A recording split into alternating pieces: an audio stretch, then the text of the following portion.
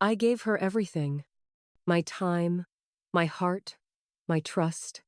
From the first moment I met her, I felt like the world paused for a second. She wasn't the most beautiful girl in the room, but the way she laughed, the way her eyes lit up when she spoke about the smallest things, it captivated me. We met through a friend. Ironically, that friend. I remember how she smiled at me that night, how we stood outside under a dull streetlight after the party, both unsure whether to say goodbye or keep talking. I took a risk and asked her to coffee the next day. She said yes. One coffee turned into late-night calls.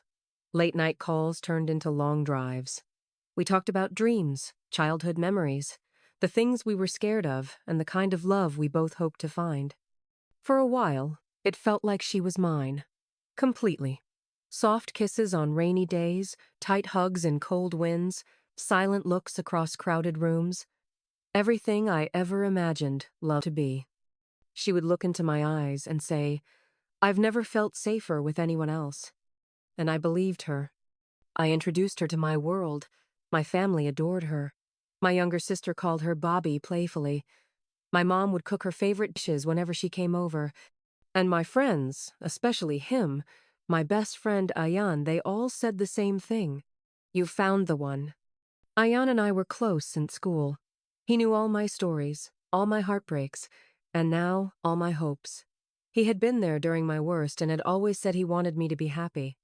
So, when I brought her around him, I didn't think twice. They joked, they laughed, and I smiled, thinking this is how life is supposed to be. The people you love, loving each other. But life has a cruel way of showing you truths you refuse to see. It started small, a sudden change in her energy around me. Short replies, cold touches. Her mind seemed somewhere else. I thought maybe she was stressed. Maybe life was just weighing heavy. Then came the cancellations. "I'm tired. Something came up. I'll see you tomorrow." Tomorrow rarely came. One evening, I decided to surprise her. I got her favorite flowers, her favorite pastries, even wore the shirt she once said made me look irresistible. I drove to her place with my heart full.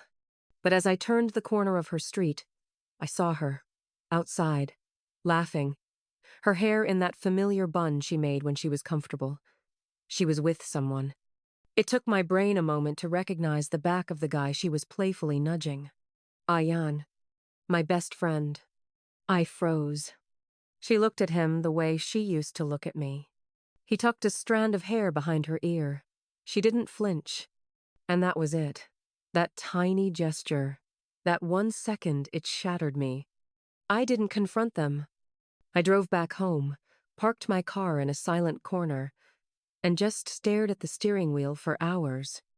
No anger, no screaming, just stillness, like something inside me had shut down. The next few days were a blur.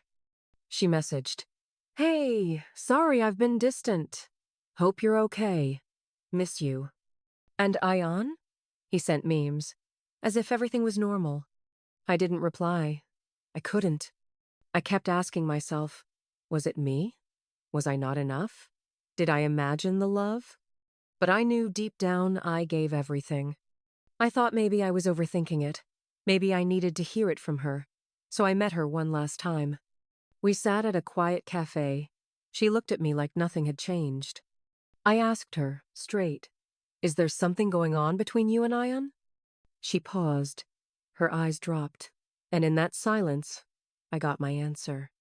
She didn't deny it. She didn't apologize. Instead, she said, "It just happened. I didn't plan it." I nodded. That was the last time I saw her. I walked away without a scene. No anger, no words. I didn't block her. I didn't block him. I simply disappeared from their world. I spent months healing. Some days I hated them. Some days I hated myself. But most days, I just missed the version of me who believed in love without fear. I rebuilt. Started focusing on work, traveled a bit, met new people, smiled more, laughed without guilt. Slowly, the wound became a scar. And even though it still hurt when I touched it, it no longer bled. A year passed. Then, one rainy evening, as I stood in line at a bookstore, I heard a voice behind me. Soft, familiar. Hey! I turned. It was her. A bit thinner. Eyes swollen. Not from crying from life. She said she had seen my stories online.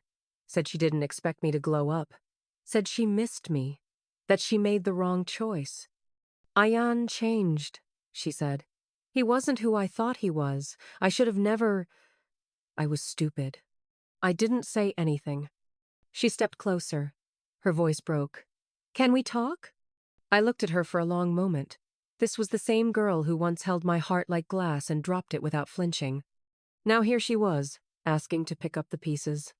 I gently shook my head. I did talk. You just weren't listening. And I walked away. This time, for real.